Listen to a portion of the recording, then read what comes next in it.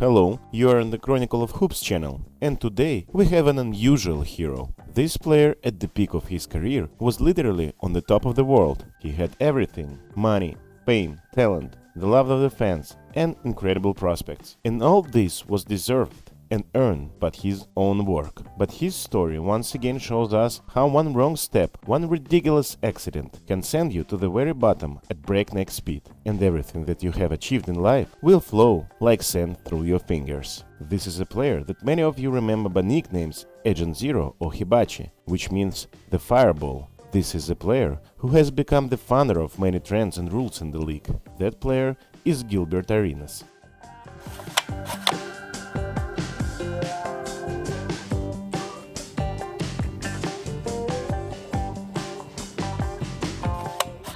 Gilbert J. Arenas Jr. was born on January 6, 1982 in Tampa, Florida. Gil was raised by his father. His mother was a drug addict and left the family when Gilbert was still a very young child. His paternal great-grandfather from Cuba, so Gil had the opportunity to spend his childhood in San Fernando Valley in Los Angeles. There he began to play basketball, and later played for the team of the Ulysses Grant School, where subsequently number 25, under which he played, was retired. Although Arenas had been a good athlete since childhood, few people believed that he was able to achieve any serious success. Many experts were surprised at young Gilbert's choice to attend the University of Arizona, one of the strongest in the NCAA. At the time, the Arizona team was led by the legendary Luther Olson, who led her to the championship in the 1996-1997 season. Gilbert was predicted to have 0 minutes of playing time at the team. In response to this, a few years later in the NBA, he took the number 0 for himself, for which he received the nickname Agent Zero.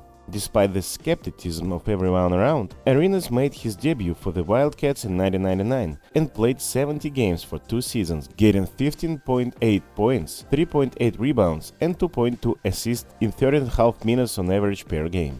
Against all odds, he became Arizona's biggest star, was voted the best player in the Midwest, was a top 10 All-Star in the Pacific Conference, and led the team to the NCAA Finals in the second season. This final took place on April 2, 2001. The rival, of course, was the Blue Devils from Duke, led by the legendary Mike Krzyzewski. Shane Battier and Carlos Boozer was shining in that lineup of Duke. Arenas' only known partner was Richard Jefferson, and the efforts of the two of them were not enough to win. And 4 of 17 from the field from Gilbert, the main hope of Arizona, may have affected his pre-draft quotes.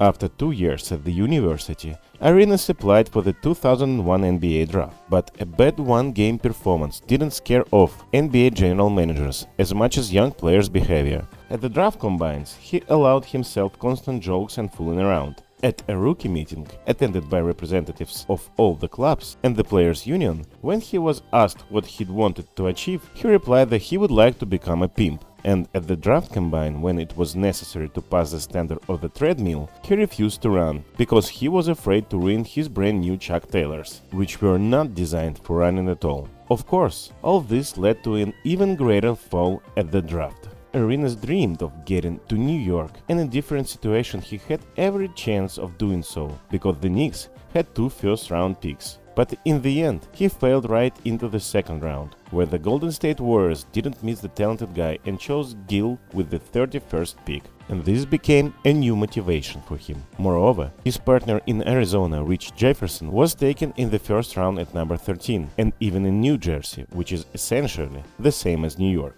And Oakland in those days was not the city that every novice basketball player dreamed of. In addition, the 2001 Warriors didn't taste the playoffs for 7 years. It's funny that even before the draft, he was the beginning of the first round at mock drafts and estimated that he would receive about $1 million a year. 20 years old Gil spent $300,000 upfront on a new Escalade with a bunch of TVs inside, a gold chain with his initials, and a diamond earring. And then he found out that the player of the second round of the contract is entitled to no more than $332,000 per season. Left with a minimum livelihood, he came up with a life hack of how to save on food while traveling. He ordered food to the hotel and introduced himself as his then teammate Larry Hughes, in whose name the club received the bill. But in the future, this failure with the contract would affect in the opposite direction.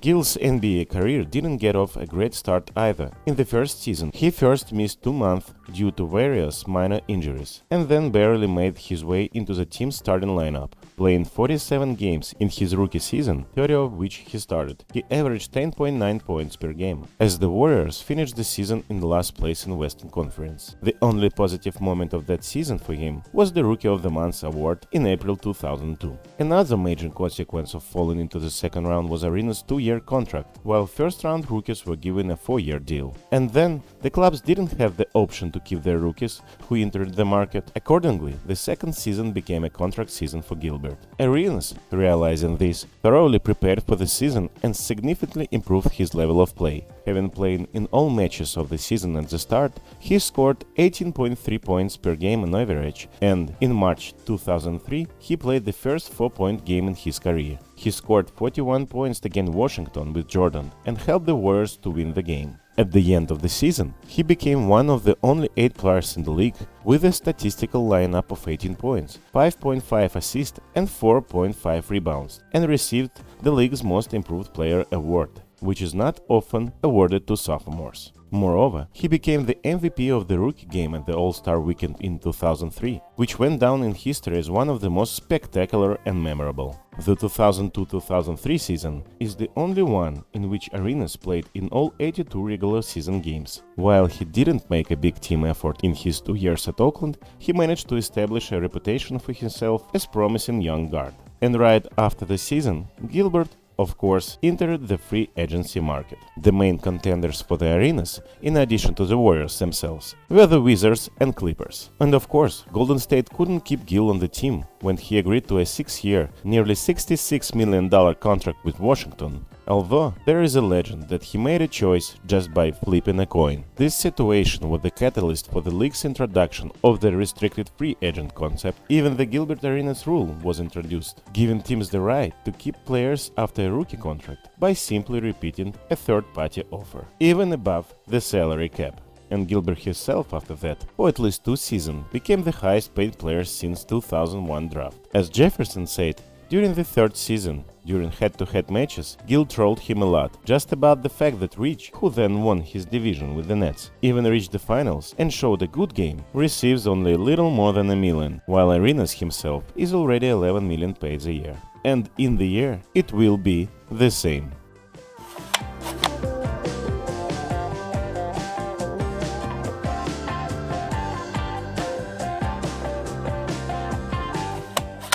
Washington had high hopes for Arenas. They even signed Larry Hughes that same summer, although Gilbert could now afford to pay for his own food. In his first season with the Wizards, he averaged 18.6 points per game but only played 55 games, missing the end of the season with the abdominal injury. Apparently, he could afford a lot of dinners.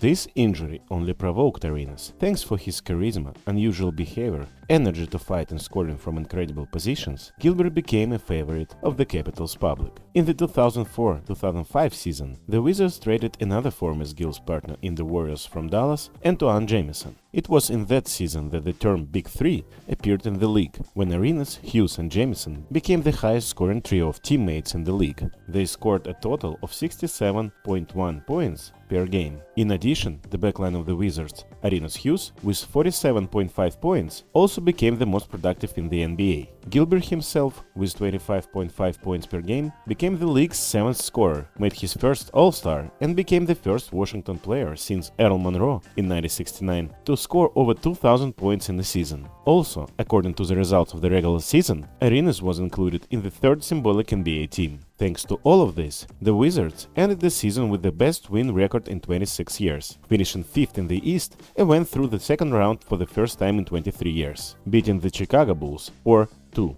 The key moment of the series was the 5th game, when, with the unequal score both in the series and in the match, Arenas scored the winning 2 points with a buzzer. Then was 0-4 sweep from the Heat with Shaquille and Wade, but the fans and the management were pleased with the season. Shortly before the start of the next season, on September 11, 2005, Hibachi took part in an official charity NBA All-Star game held in support of the victims of Hurricane Katrina. From that moment on, he officially became the star of the league, and in the new season, he became even better. The 2005-2006 season was the best for the guard in his career. He played 80 regular season games, set a personal best scoring record of 29.3 points per game, and was fourth in the league with the 2 steals per game. It should also be noted that he played the most minutes in the league, 42 per game, and became the leader in losses. Despite a successful season, he was not selected for the All-Star game by either the fans or the coaches, but he managed to get there, replacing the injured Jermaine O'Neal.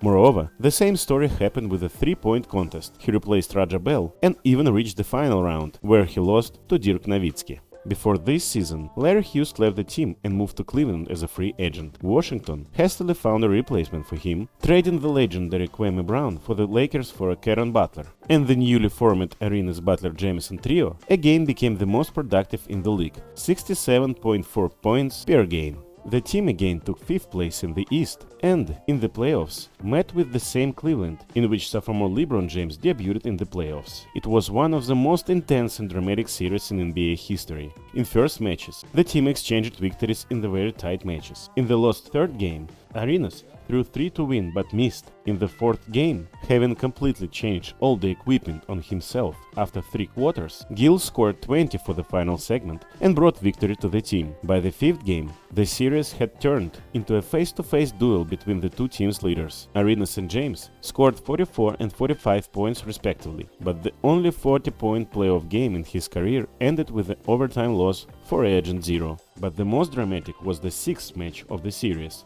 home to the Wizards. First, Arenas saved the host by taking the game into overtime with a 3-point shot from the 40 feet. At the end of the overtime, with a difference of -1, Gil earned 2 free throws but managed to miss both, and the Cavaliers, after a timeout, scored a decisive 2 points. At the post-match press conference, Arenas said, "I told the coach that I would take a week off to practice free throws." Despite this mistake, it's difficult to blame him for Washington's defeat. He played almost 47 minutes per game in that series and averaged 34 points, his highest in the playoffs that season. In the off-season, he generally said that he was ready to take a pay cut so that the team had more free space in the payroll for signing free agents, because he wanted to win the NBA title with the Washington Wizards. The 2006-2007 season was remembered by spectators and fans for many outstanding games of Arenas. He was at the peak of his fame, understood this, and came up with the new challenges for himself. For example, in the summer of 2006, he left the US team because it seemed to him that the team's coaches, Mike D'Antoni and Nate McMillan,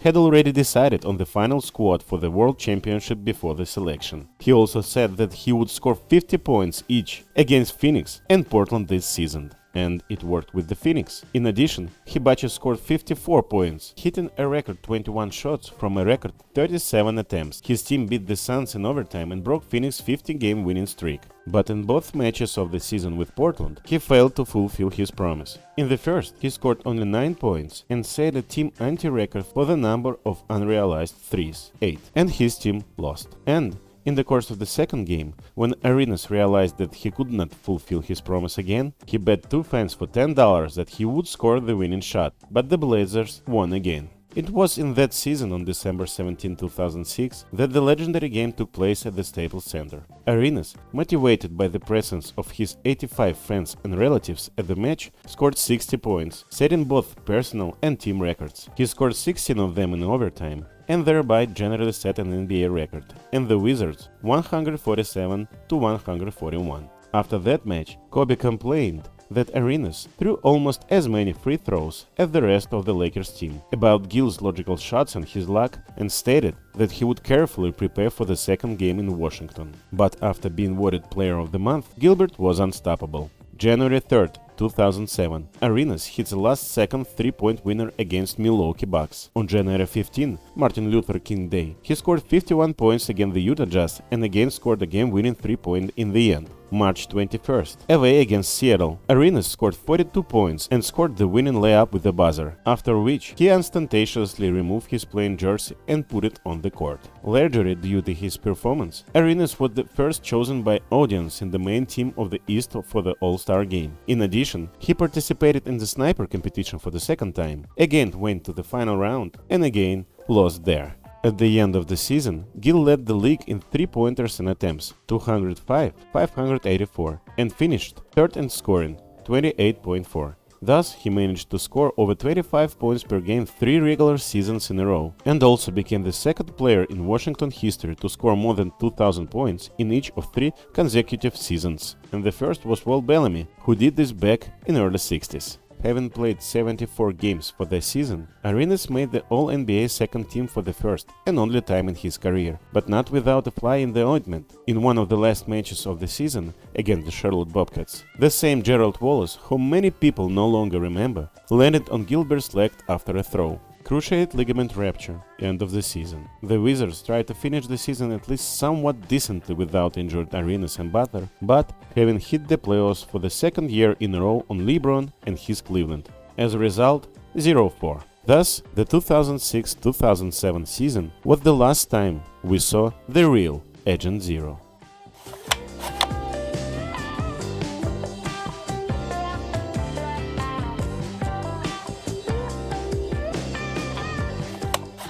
During the off-season, Arenas said that after 2007-2004 season, he was going to decline the player option for the last year of his contract and planned to become the unrestricted free agent. Obviously, he was counting on a bigger offer than $11 million a year, because after the last bright season, he was at the peak of popularity and even made it to the cover of NBA Live 2008.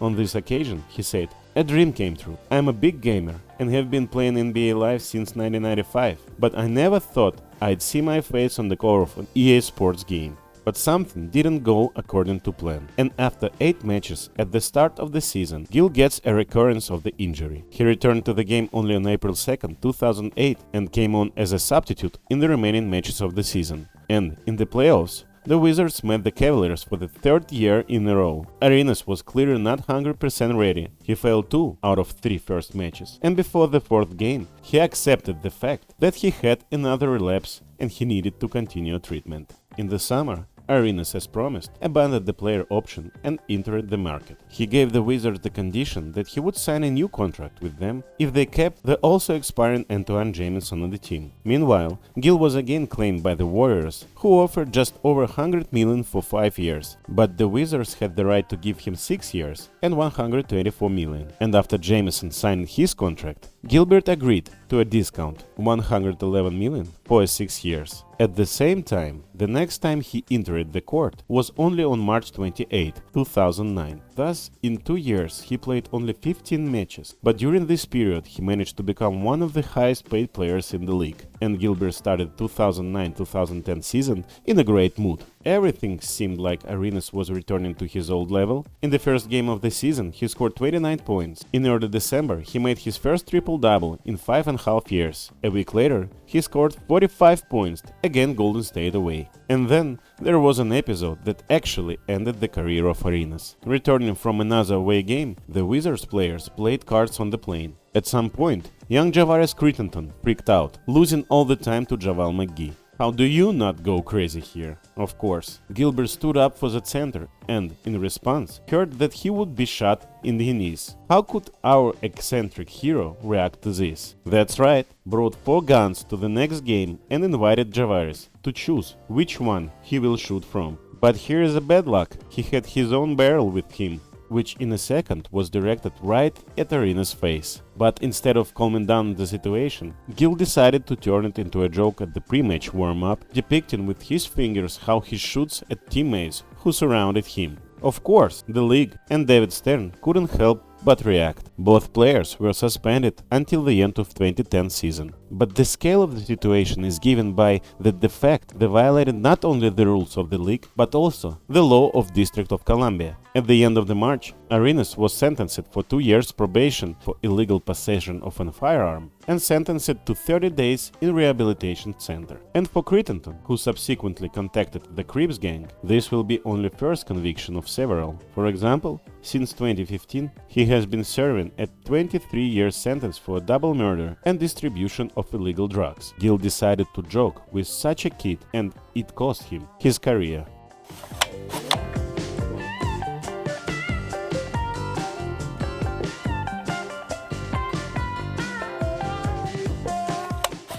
This story, 3 completely missed seasons, broken commercial contracts, and the lost love of the fans broke even such a cold-blooded fighter. Overnight, from the face of the franchise, he turned into an outcast with an unaffordable contract. Of course, he apologized and was writing explanatory letters through newspapers. He changed his number to 9, calling it a change of image and a new beginning. But the club, whose reputation has also been tarnished, has already decided to build a new team around John Wall, selected with the first number in 2010 draft. Arenas was healthy, and they competently filled his prize by giving the ball in the first third of the season. He spirited up, scored over 17 points per game, even became, in a way, a mentor for the young Wall.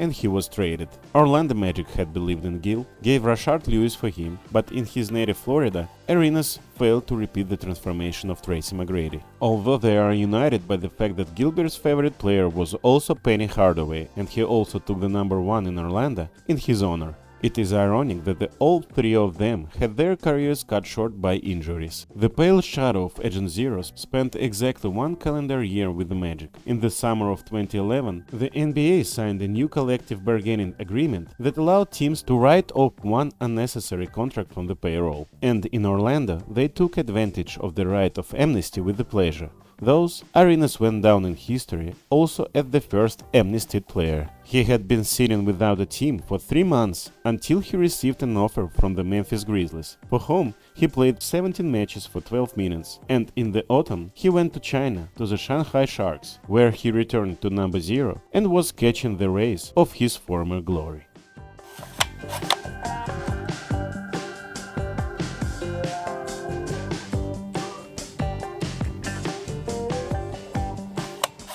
Gilbert Arenas, no matter how trite it may sound, was a unique player and ahead of his time. He was the first combo guard in the era of hard position and was the first to throw ultra-long 3-pointers in position. He was the first to turn away after the throw, showing with his whole appearance how confident he was. Only this tells us that Agent Zero would definitely not be lost in the modern league. But as talented as he was crazy, and the situations in which he found himself off the court because of this make him almost the strangest player of the early 21st century. While still a Warriors player, he married Sacramento Kings employee Laura Govan. The entire league knew about the stormy relationship, quarrels and accusations of the treason. They also have 4 children. He preferred to always remain in public view, as evidenced by his birthday parties. One of them cost him $1 million.